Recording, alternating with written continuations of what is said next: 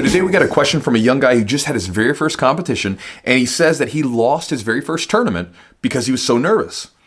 And he says that he has another competition coming up in April, and he wants to do really well in that competition. And so he sends me a message and says, Chewy, getting ready for this next competition, what's something I can do to get over this nervousness so this way I can perform better in the competition coming up? And I don't have your name written down, but I've got the link, so I'll send you an email when the video's up. But hey, brother, thank you for the question. So check it out. I'll talk about some strategies that you can do to sort of change the way that you interpret this nervousness.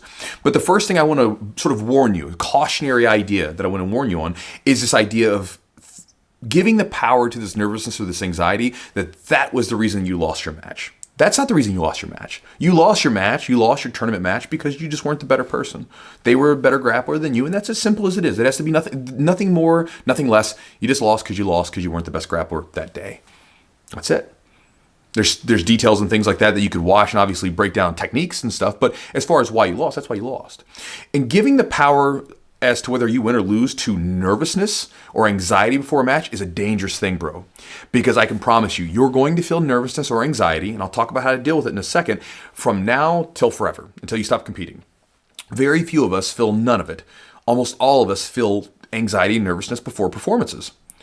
Even high-level performers in other sports, Olympians, you talk to them and they feel that jitters before the matches, or before their competitions, or before their performances, whatever it might be. That's your body getting ready for something. And if you give the power, this belief that you have, because understand, it's a belief. It's a belief you hold, and you can choose to change your beliefs. But if you hold on to this belief that the reason you lost the match is because of nervousness, what's going to happen is coming in April, when you got that competition coming up, you're going to get there to the competition, you're going to put your gi on, and all of a sudden you're going to get the butterflies, your heart's going to start pounding like normal, you're going to be on edge, you're going to have that overall jittery feeling, right? And then you're going to think to yourself, oh no, I'm nervous. I'm going to lose this match because I'm nervous. I'm going to lose just like I did last time because you've given it power. As someone that's suffered from anxiety and things like that over the years as a young man, I can tell you that's what ends up happening. When you give anxiety and nervousness that kind of power, that's what it does to you. It wrecks you. So don't do that. Get rid of that belief.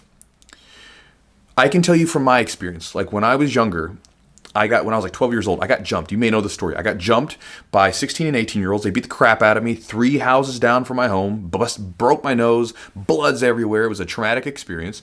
And then I think subconsciously that's why I got into combat sports like wrestling and jiu-jitsu and MMA. It was like a way of me sort of taking power back and giving me physical power back because it was robbed from me when I was so young.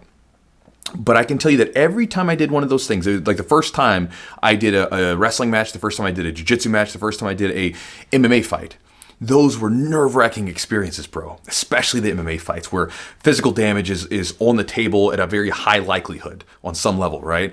I remember going to my first MMA match, and I mean, it was just... it was awful as far as getting in there. Luckily, the fight went well.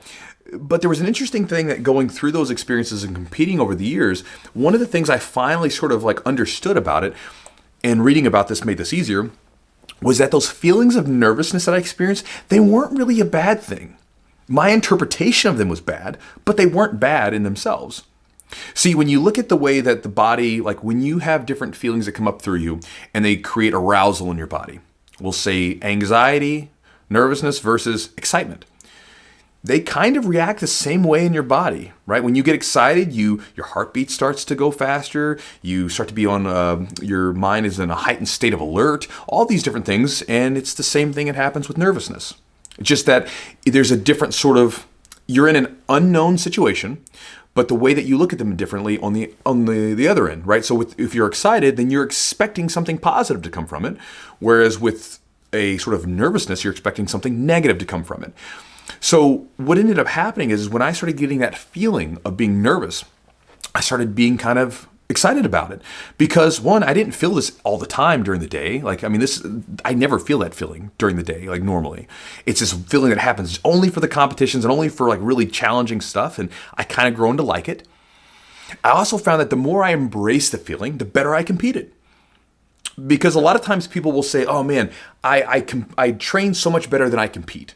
Well, the more that I embraced those feelings of excitement coming in my body, the more that I competed better than I was in the gym. In fact, a lot of times when I go back and watch my jiu-jitsu competitions or my MMA fights, when I was able to unlock this idea in my body, my mind, it's one of those things where I almost look back and look at myself and go, man, I don't even know who that guy is. Like, he's doing stuff that I never do. And he looks so much more fluid and so much more effective than I am in the gym. And I'm like, it's almost like I'm looking at someone else who looks like me, right? And so that's a cool experience.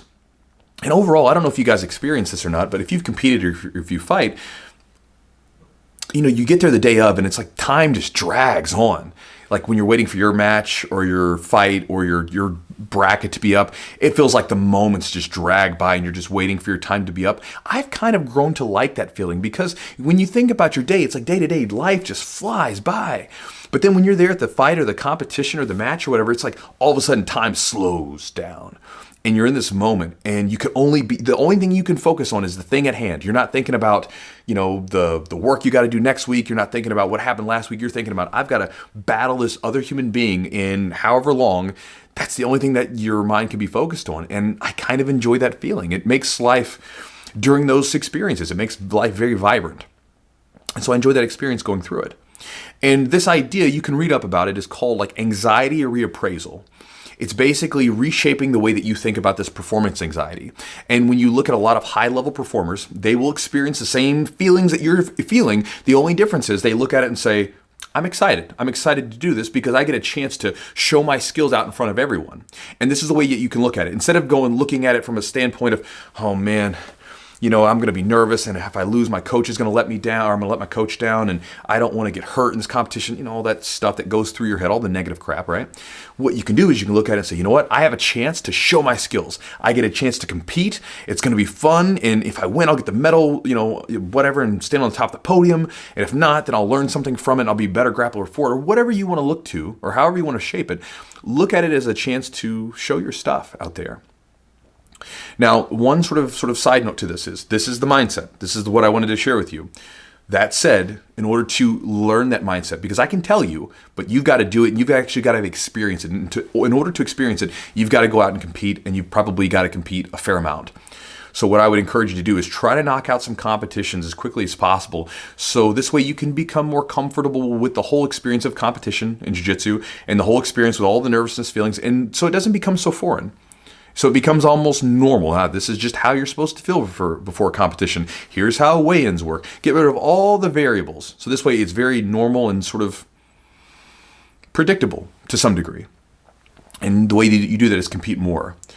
And this is why a lot of times with my students, if they compete for the first few competitions, I really don't care how they go. I'm worried about how they compete after several competitions later on down the road. So that's the idea, bro. Anxiety reappraisal. Reshape how you look at it. Do not hold on to this belief, because it is a belief, that this nervousness is why you lost the match. Get rid of that as quick as you can, because that's not going to help you. And start to reshape what this truly is. This is an opportunity for you. This is not a threat. This is an opportunity for you to show your skills and to go out there and compete and have a good time and have some really cool memories to remember years later. So anyway, that's the idea. Hopefully that helps you, brother. And I'll talk to you guys next time.